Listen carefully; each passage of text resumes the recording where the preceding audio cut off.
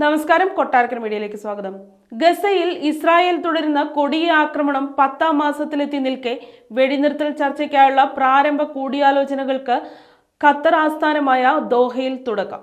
Israel ചാരസംഘടനയായ മൊസാദിന്റെ മേധാവി David Barnea ഇന്നലെ ഖത്തറിലെത്തി നേതാക്കളുമായി ഹമാസ് സമർപ്പിച്ച നിർദ്ദേശം സംബന്ധിച്ച് ചർച്ച നടത്തി.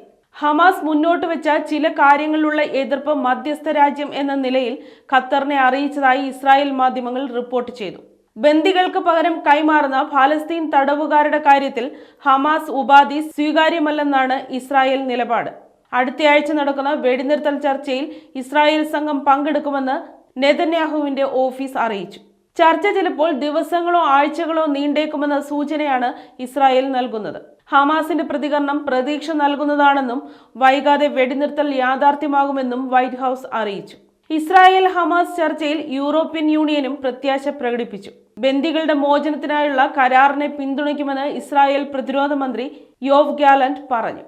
അതേസമയം ഗസയിൽ വിദേശ രാജ്യങ്ങളുടെ സംയുക്ത സേനയ്ക്ക് കീഴിൽ സുരക്ഷാ മേൽനോട്ടം ഉണ്ടാകണമെന്ന ഇസ്രായേൽ നിർദ്ദേശം അനുവദിക്കില്ലെന്ന് ഹമാസ് മുന്നറിയിപ്പ് നൽകി. ഒരു വിദേശ സേനയുടെയും സാന്നിധ്യം ഫലസ്തീൻ ജനത അംഗീകരിക്കില്ലെന്നും ഹമാസ് വ്യക്തമാക്കി. ഗസയിൽ ഇസ്രായേൽ ആക്രമണം മാറ്റമില്ലാതെ തുടരുകയാണ്. വെസ്റ്റ് ബാങ്കിലെ ജനീനിൽ 7 ഫലസ്തീൻകാർ ഇസ്രായേൽ ആക്രമണത്തിൽ കൊല്ലപ്പെട്ടു. ഇസ്രായേൽ ലെബനാൻ അതിർത്തിയിലും സംഘർഷത്തിന് അയവില്ല. ഹിസ്ബുള്ളയുടെ റോക്കറ്റ് ആക്രമണത്തിൽ 2 സൈനികർക്ക് പരിക്കേറ്റതായി ഇസ്രായേൽ. 50ലേറെ റോക്കറ്റുകളാണ് ഹിസ്ബുള്ള ഇന്നലെയും ഇസ്രായേൽ കേന്ദ്രങ്ങൾക്ക് നേരെ അയച്ചത്.